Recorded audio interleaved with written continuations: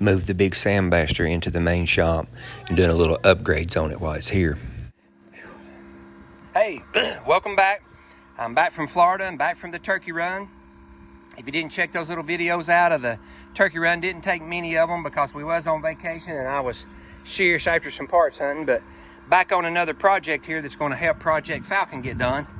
Now that I've got my building done and the power in it and I got my compressor, you can hear it back there in the background, got all that moved down here, so I had to move my sandblaster down here because I've got a whole table and then some.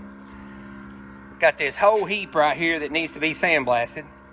But what I'm going to do is, because the thing leaks if you got one of them, I don't want sand all in my new shop.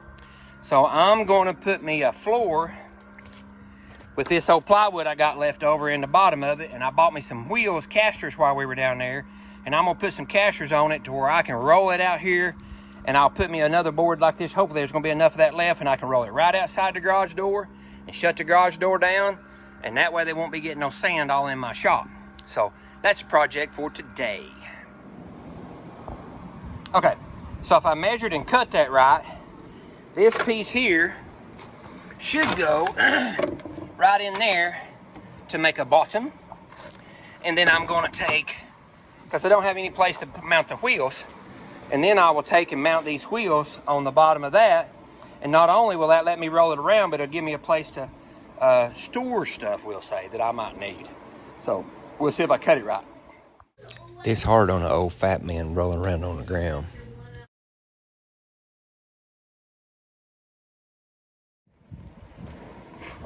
I think that's going to work really nice. And I think it'll be pretty sturdy because that's some pretty thick plywood that I had, or press board, whatever the heck you call that stuff. And run them in there.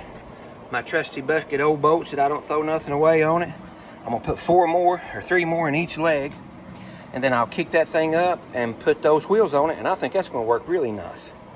So, and didn't cost me a dime. Okay, if you don't have a bucket of bolts, you need one. I mean, every garage needs a bucket of random bolts.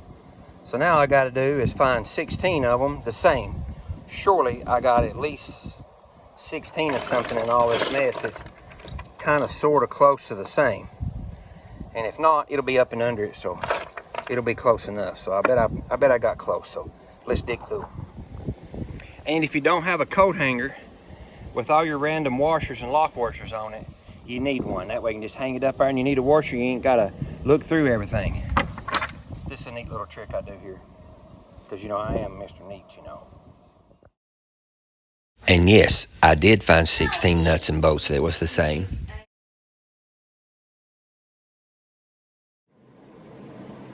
All right, now I just got to do that 4 more times. And when my buddy gets over here and we're going to help him with the gas tank, I'll get him to help me flip this thing back over where I don't break them off. And I think that'll work. And I'll save that piece of plywood. I'll save that piece of plywood to go out here on the gravel to roll it. Because all I need to do is just get right outside the door. And then I can shut the door. That way I don't get sand all in the shop. Shoot you out 3 more times. We're going to turn a bolt mold maker into a paint and body man.